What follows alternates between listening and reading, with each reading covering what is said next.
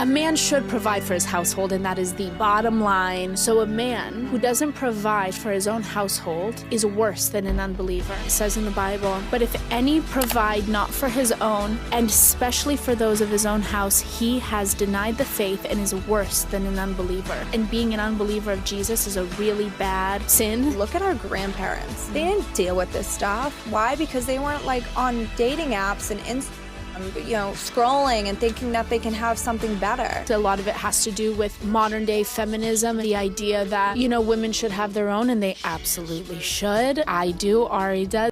Okay. Cap. Now, I don't know if this was the intention of that video, but does this mean that all of the hardworking average men of America who do not have the means to survive as a sole provider and still afford a desirable lifestyle and opportunities are worse than unbelievers?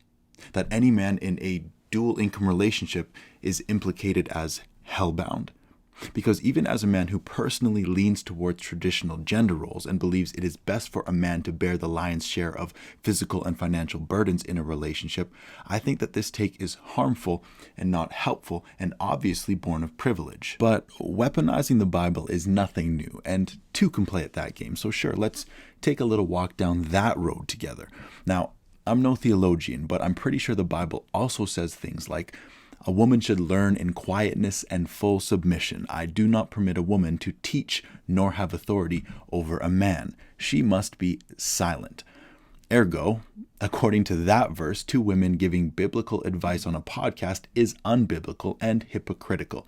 And for all of the women grabbing their torches and pitchforks and feeling a little quarrelsome right now, well, the Bible also says it is better to live on the corner of a roof than to share a house with a quarrelsome wife. So, stay quarrelsome and stay single. Now, I hope you understand that I'm being overly facetious while playing the devil's advocate right now, but I may as well commit to the bit and also bring to your attention the Proverbs 31 woman, which describes the character of a truly godly woman as one who wakes up with the sun, whose hands are never idle, who works and buys vineyards with her own money to bring wealth to the home, who clothes her family with clothing made by her own hands. So, if that's not you, then I guess you need not apply for men of godly principles either. Point is, interpreting and applying Bible verses can be an interesting conversation that I don't think that many modern women really want to have, as being a soft girl or an IG baddie is literally the antithesis of a biblical woman.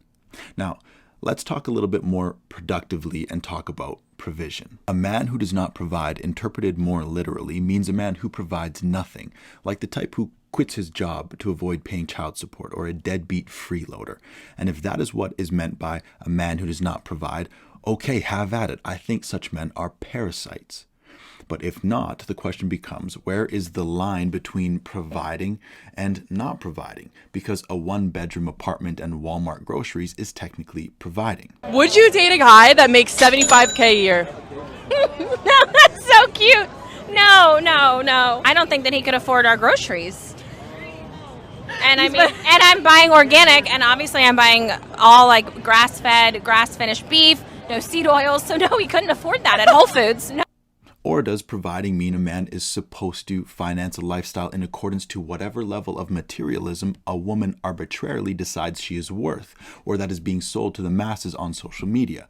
Lavish luxury, yearly vacations, sports for all the kids, a Pilates membership, nails, hair, and a monthly allowance? Scenario. Let's say a woman marries a man and then decides she wants nicer things, but the man she married cannot afford that. Is that man now to be considered worse than an unbeliever in her eyes? At what point does the godliness of a man hinge on the materialism of a woman? Hopefully I am planting some seeds for some food for thought to grow, but I also found it odd when the second girl chimed in out of left field with a comment about social media and having too many options in a conversation about how men need to be providers. Because ironically, don't you think that social media is more likely to feed unrealistic expectations in women when it comes to what providing looks like? I can imagine it's probably difficult for some women to feel satisfied and provided for and even respectful of her man while renting a small home with just enough money to buy Christmas presents when she sees other stay-at-home moms going on yearly vacations and enjoying a much more abundant lifestyle on her social media feed 24/7. And come on, anyone who talks about providing and building wealth flippantly like it's just something that a man should be able to do are delusional or grew up in a time or with parents like this guy. Buy 10 rental houses before you're 30 years old, and you own those 10 rental houses at the age of 30. And you don't buy another piece of real estate for the next 25 years. When you're 55, more than likely, all of those properties are going to be paid for. I'm sorry, sir, but it is not the 1960s anymore. Imagine living in a time where you could work in a mailroom and still be able to afford a mortgage, a car, and have your student loans paid off. Hot take.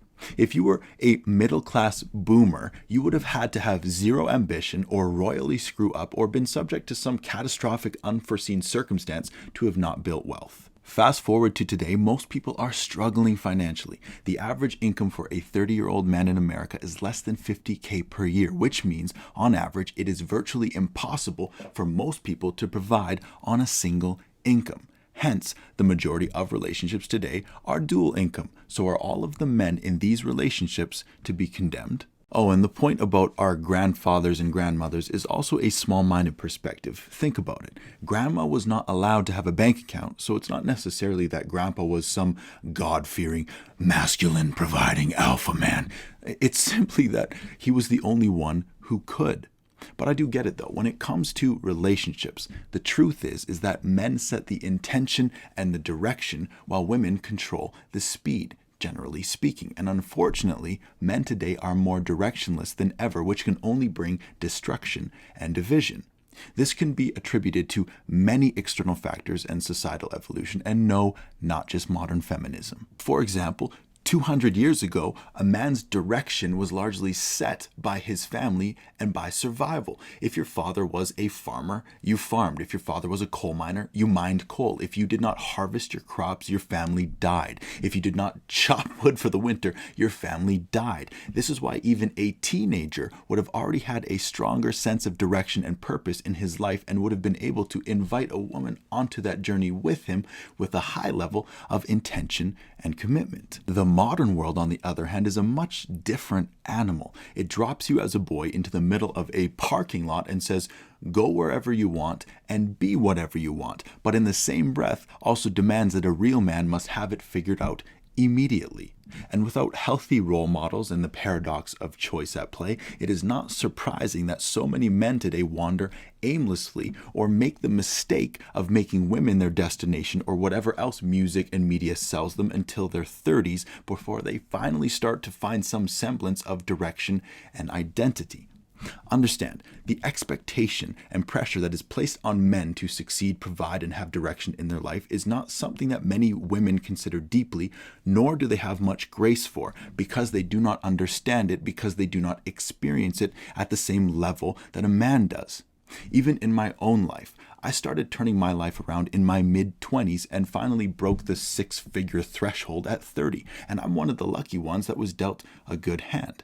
And even then, I have not had weekends off in a decade. And outside of my day job, I've worked side jobs while also building a social media platform and publishing 2 books and working as a coach. And this level of sacrifice is simply expected of me in order to be considered a real man at all. And I'll be honest with you, it's only been in the last 2 years that I've felt good enough as a man and secure enough in my ability to provide that I've been able to take the idea of marriage seriously. So my question is this how it should be? Should men be told that they are worse than unbelievers if they don't currently earn enough money to provide over a certain level?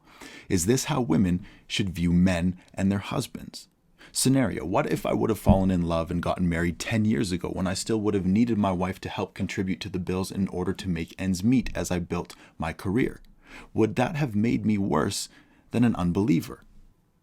It's pretty easy for women to sit around and talk about how they deserve men who finance the lifestyles that they feel entitled to, or even for wealthy men to sit around and agree, as it strokes their own egos to wag their fingers at the average men who aren't real men like they are. So I guess the subliminal and possibly unintentional message to all of you average men who currently require dual income to survive and build wealth: may your women learn to resent you and may heaven reject you.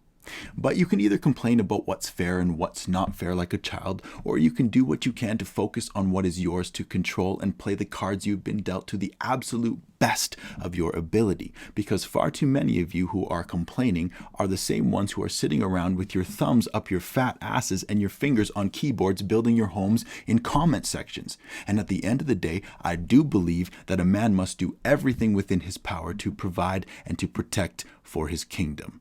Thank you for watching.